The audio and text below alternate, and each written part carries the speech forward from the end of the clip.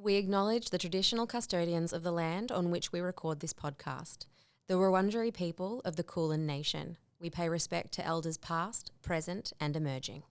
Everyone needs one of these. It is a bestseller for a reason, and you need to figure out exactly why that reason is. You need to get one of these in your hot little hands. Head over to Lovehoney, baby. Fuck parental guidance. This shit is MA 15 plus. And it's with Maggie and Alex.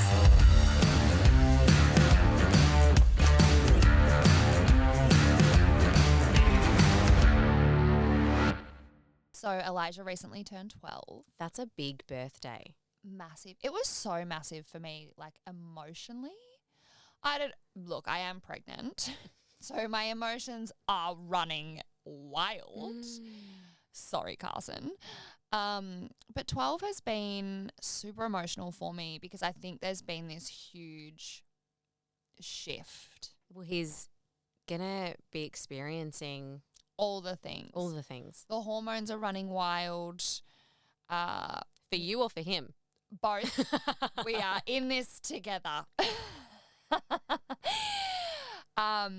He now has interest in girls, which he's opened up to me about. I think it's absolutely beautiful that you have that relationship where he can talk to you about things. Like, that is the relationship I hope to have with my kids. Like, I know it could get awkward sometimes, but my biggest fear would be if my kids stop talking to me about those things. To me. That's my whole thing. Never, ever, ever. And I think a lot of parents are like, no, I don't want to hear it. I don't want to hear it. Where I'm like, I want to hear it all because I want to know. Oh, I want to know. And I want to know if I can help. Everything. I want to know everything. Mm-hmm, same. And the conversation that we had about that was just the most beautiful, natural conversation. And the happiness and excitement that just oozed out of him when he was talking about a particular love interest that he has. That's so sweet. Was just so beautiful. And it took me back to, your firsts. Like, because, that's his first look into romanticism. Do you remember your first kiss?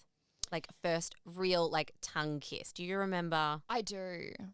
And mine from memory, I mean, it could just be my own perception of the kiss, but it was a lot tidier than, other people's first kiss. Like, when I, spoke to friends, they're like, oh, my God, it was this horrendous disaster. Yours was nice. Mine was nice. And, succinct. Yes, it wasn't this awkward, one was turbo tongue, one was too much tongue, too little tongue, teeth. Mine was actually quite a tidy.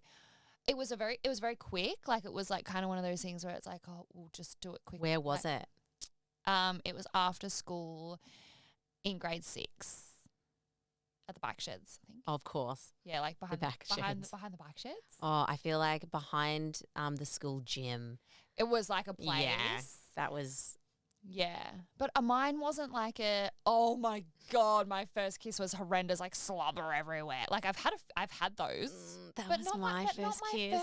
That was my first kiss. Was it? I was in year 7 and there was this, it was called the Love Track. What's the love The track? Love Track, because I went to Woodley, so there's a lot of kind of bushy areas. So the Love Track kind of goes around the edge boundary of the school. For people where in Victoria, Woodley is it's a school in Victoria. I mean Woodley. Yeah. And it is a bushy area. It is very, very bushy orientated. So I went with my boyfriend. Who? What was his name? Josh. Josh. I feel like that's such a first boyfriend name. Yeah. I was smitten. He was also the year above me. Oh, the older boy. I know. So it was just very pick me energy, not good energy. But back then I thought it was, hitting a bit. Yeah. And so he took me down the Love Track and when you go down the Love Track, that's what's happening.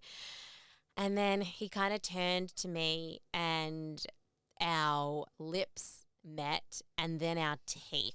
Oh, so it was like a clashing. I'm talking a clash of teeth to a point where and you can hear it and you can feel it. Yeah, and I think I actually had, because I think he had braces, so I'm fairly sure I got blood in my mouth Oh because my there God, was speaking of braces, I like a teenager giving like entry level blowjobs. I cut my boyfriend to smithereens. Another story. We have to talk about it. There was blood in my mouth. It was horrendous. I literally just had a flashback to that moment when you said braces and like you were like gesturing that you like cut his lip or something, and I was like, oh my God, I literally haven't thought about that moment in years. Yeah, look, I'm happy that I had teeth blood in my mouth. I didn't have penis blood in my mouth. Yeah, I think mine was foreskin. Yeah, that was no, but yeah, so that was my first kiss, and then I remember it ending, and we didn't talk.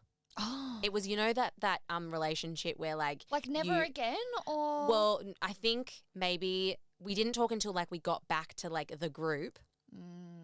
And then we were like in conversation, and I remember one of my girlfriends kind of like looking at me because I think you could see the blood dripping down my front teeth.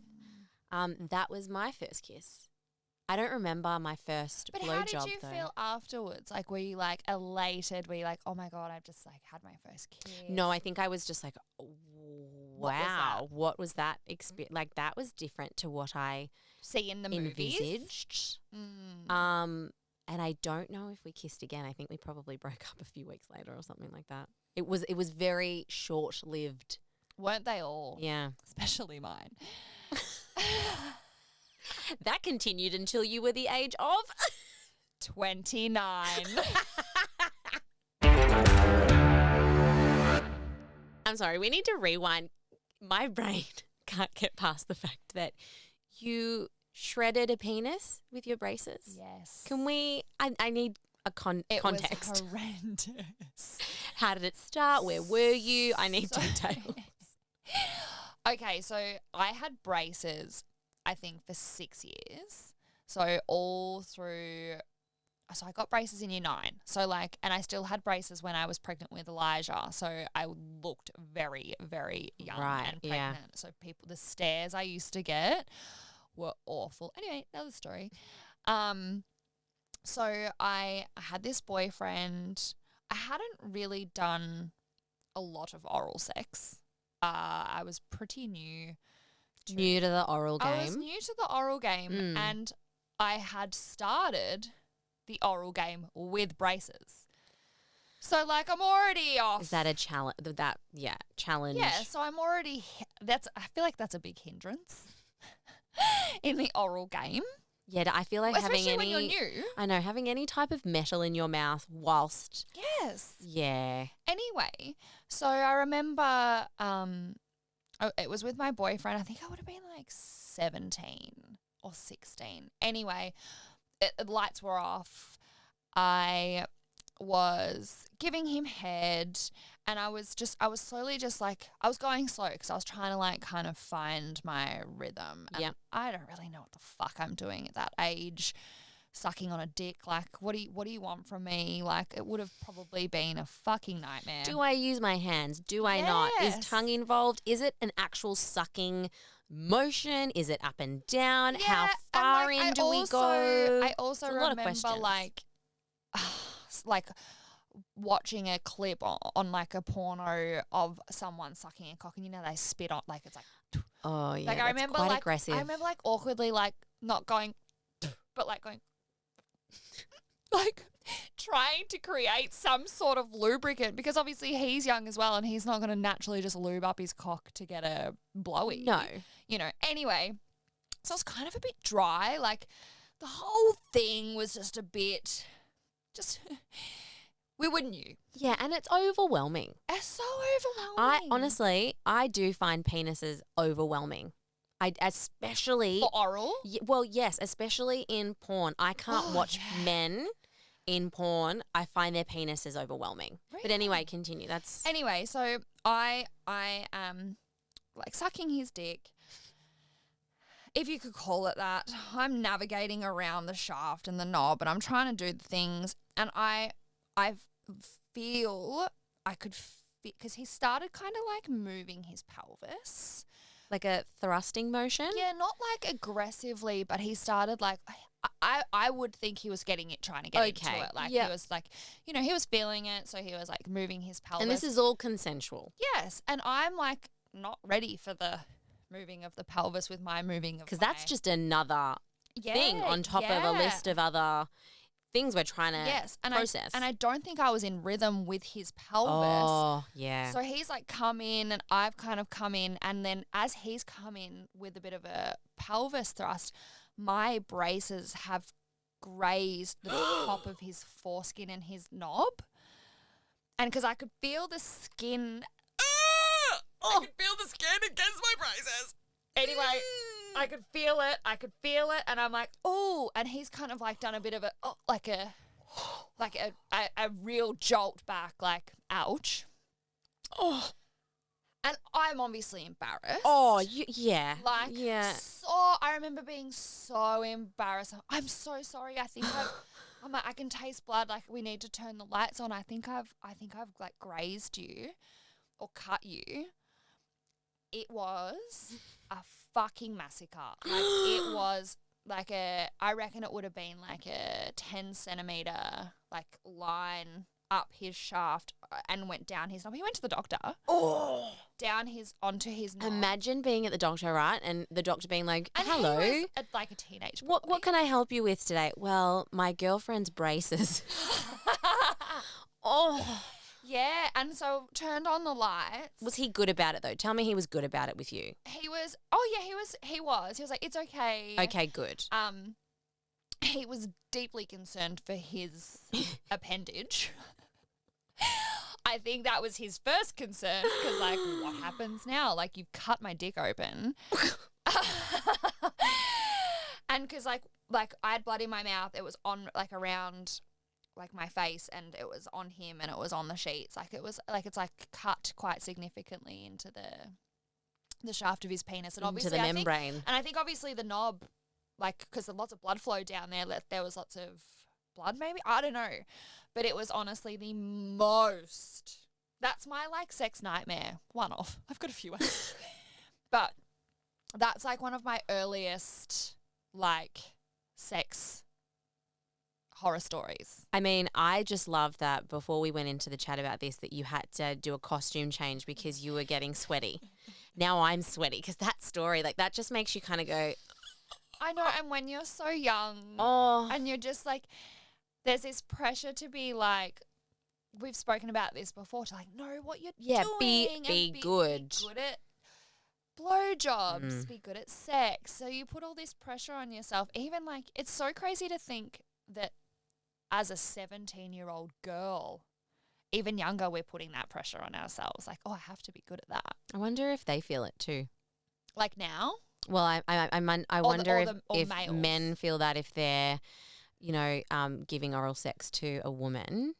Oh, I wonder think if they so, feel for pressure. Sure. I think so. That would be interesting to hear their side of the story. Yeah, because I do think it would definitely be across the board. Like, you have to be good at giving oral sex. I wonder if they care as much as we do. Well, What have you got in your hot little hands there? I have a Lovehoney bestseller. A bestseller, and it is a bestseller for a reason. This is the Womanizer Pro 40. That has pleasure air technology. It does, and it has everything that your clitoris desires.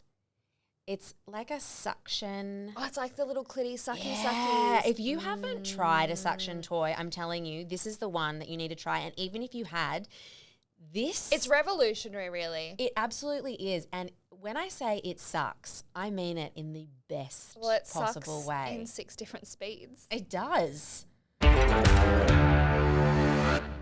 Baby number 2 is like not fully cooked, but like almost. Yeah. We are almost at fully cooked stage. What are you most anxious about this time around?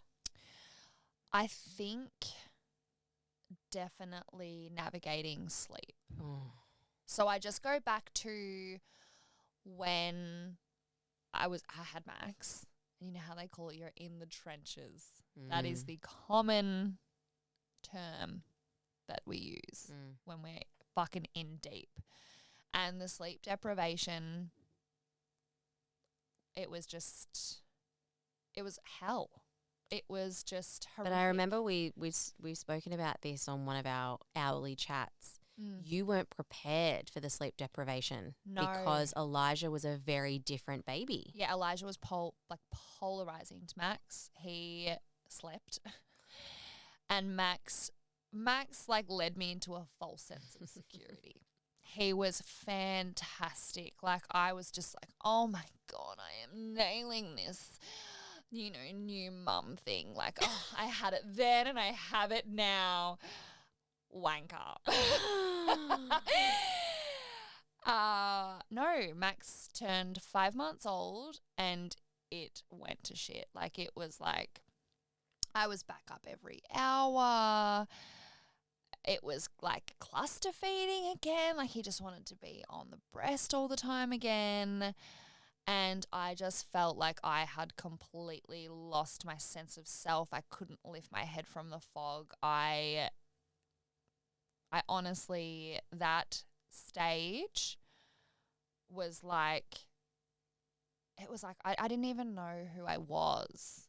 Yeah. Like, and the days just blended into, like, they rolled on to the next. Well, that's why a lot of people, like, remember they use sleep deprivation as a form of torture. And I don't even think that you could articulate what sleep deprivation feels like to a point of someone being able to fully comprehend what it does to you, what it does to you emotionally, physically, mentally, spiritually, until you go through it. Like I felt like I was sick every day. Like I felt like I felt weak. Like I felt like my body was weak, my mind was weak. I felt like it was honestly, and the days blend. You go from the morning till night, and you don't know when one begins and when one ends, because when you're up at 2 a.m. you think, okay, it's kind of still night, but when you get to 3, it's like, does my day start?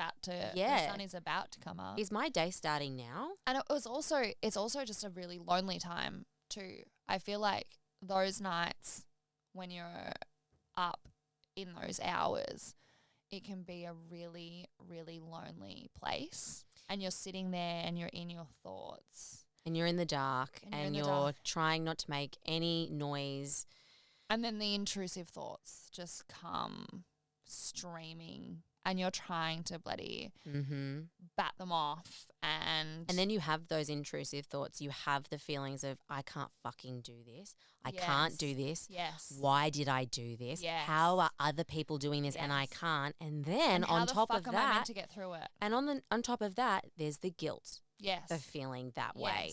And because it's like this vicious cycle of emotion. Because you look down at your child and you're like, I love you more than words can describe. I can't think of a world without you because you are now my world, and yet just fucking sleep. Yes. And the anger. They're like, I remember knowing that I needed to get help when it was, because the two kids of mine before we went to sleep school have been contact nappers during the day. Yes. They couldn't sleep unless it was on me or on someone else. And I just didn't get any of that break. And then you go into the night. And I remember it was in the afternoon and I'd tried to do a sleep program. And I remember putting Jagger down in the cot too hard. Oh, I put him in the cot too hard, like put him down. And I broke and I walked outside of my house. And I remember calling my mum and being like, Jagger he's okay. He is in our room. He is in the bassinet. But I feel like he is unsafe around me because I put him down really hard in the cot. And she was the one that was like, I'm coming and everything's going to be okay. And I remember hearing him cry up in our room and not being able to walk back inside. Yeah. And then when we made the decision to go to sleep school, because I needed that help, my family needed that help, my marriage needed that help, and to be told by people in my circle and to be told by people online that it was the wrong decision, that Yeah, so I got a sleep consultant, yeah. and Did you get that judgment too? even from having a sleep consultant. So because I looked into sleep school, I looked into Masada because I had 2 girlfriends that had gone there with their kids and had sworn by it and said, look, They had success. yeah, and they said, look, if you want to try a sleep consultant first, do that, and then if that's not successful for you, then you can, look into sleep school. And so, because I was putting it out there to, my audience, my struggles, how I was feeling, I was being super vulnerable, and I did a call out for a sleep consultant in my area because I'd just moved. Yeah, so you didn't really have the support system. No, and I didn't know anyone who knew anyone that was helpful for them, so I did a call out for sleep consultants. Anyway, even for that, I got a barrage of messages from people saying, that's just babies. You chose to have a baby. You were their home for 9 months. What do you expect them to be like? They want their mum. They need their mum. That's just how it is. That's the shit I got. And that even bringing in a sleep consultant was the worst thing I could do as a mother and for my baby. And so I can only imagine what would have come from then going to sleep school, because that's then the next level. I was at sleep school. We'd made the decision to go. It was very obvious that I was at sleep school. I was very, very clear about my mental health being a factor in us going to sleep school. I got women sending me articles saying that I was emotionally and physically abusing, that was the language that they were making, abusing my children or my child because I was going there. And the worst was the best thing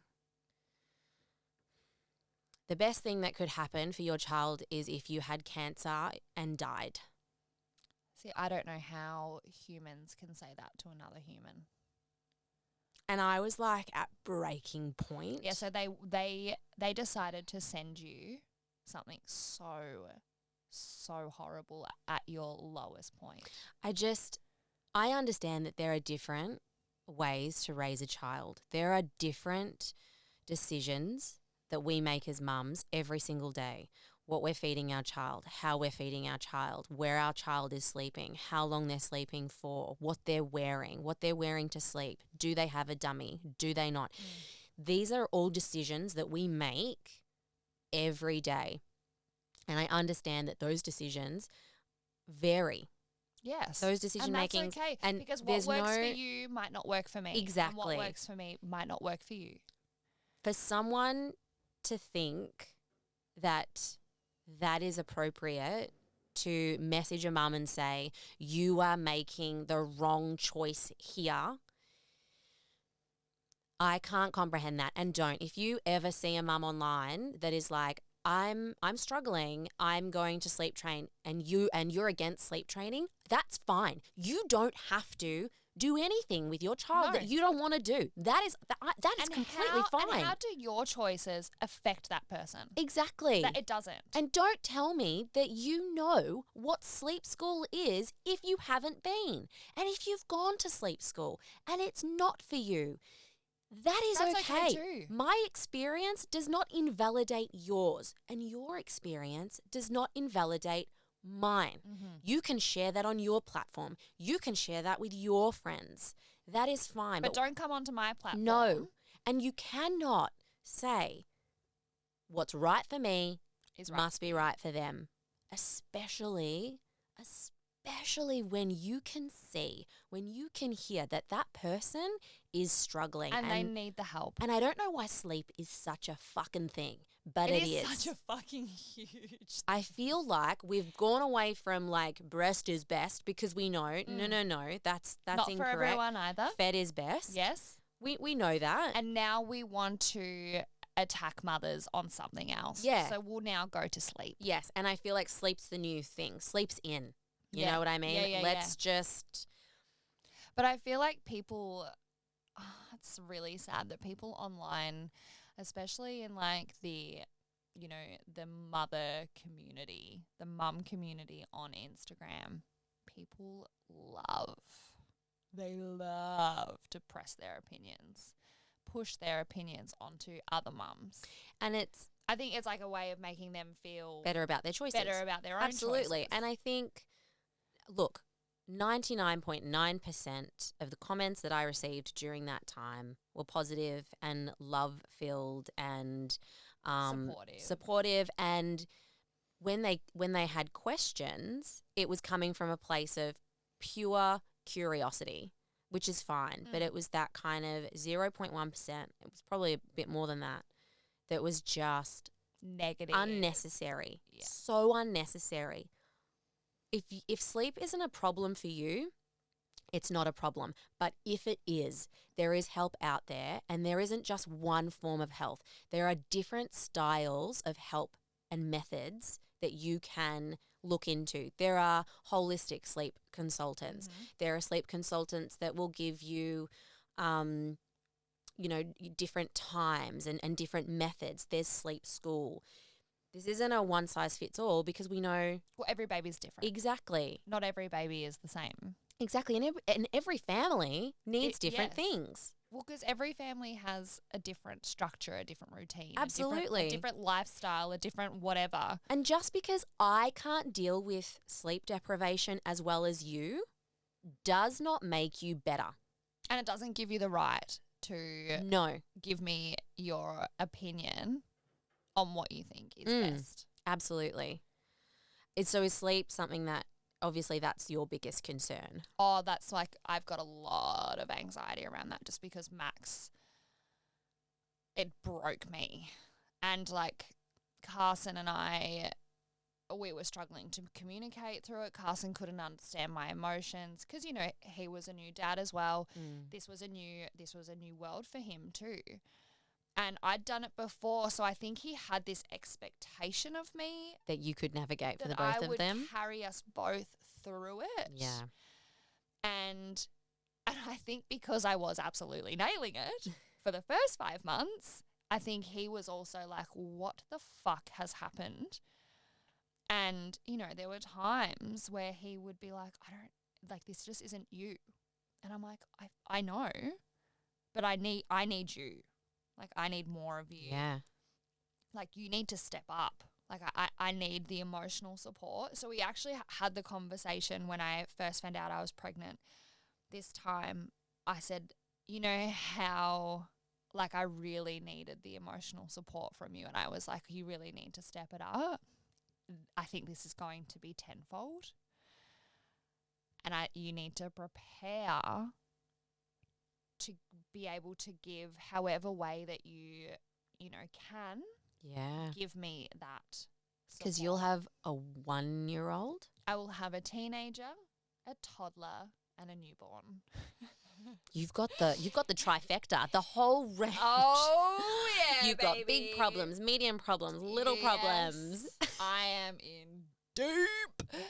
So yes, we've had the conversation of like this. We need to band, and I think that's why therapy pre this baby coming along would be incredible. Is amazing that we have done that, and we've done that in this time because you're setting the foundation, the strong foundation. Yes, because you know, leading up to until I give birth, and then when I have the baby, we will continue to see Gwen. Yeah, and we'll be able to be given the tools to work together to get through all of those really hard stages. For those that feel like they need a little bit of extra help with sleep, I would really like to, on our Instagram, put up a question box and say, what sleep consultants would you recommend? And if you have a sleep consultant, if you've used a sleep consultant, send it in. Please send it in because I think a lot of people would benefit from those recommendations, and also sleep schools if you have been to a sleep school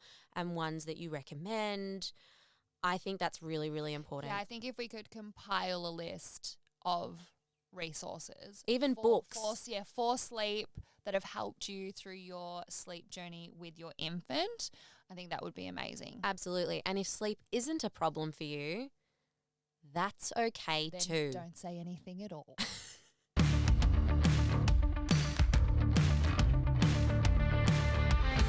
You were warned. But thanks for listening to MA15 Plus.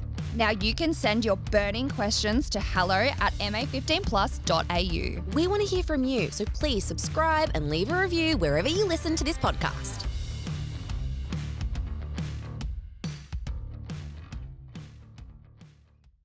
Maggie, did you know the longest relationship I have ever had is actually with Lovehoney? I mean, no, but it makes sense to me. Now, if you want to check out our spicy recommendations, please go to the show notes. Yes, or any products that we have recommended, they will be at lovehoney.com.au/MA15PLUS. You can thank us later because you will be buzzing, you will be wet, it will be wild. You'll just be a very, very, very happy person. And happiness is what we're about. And maybe you'll find a long-term relationship like me.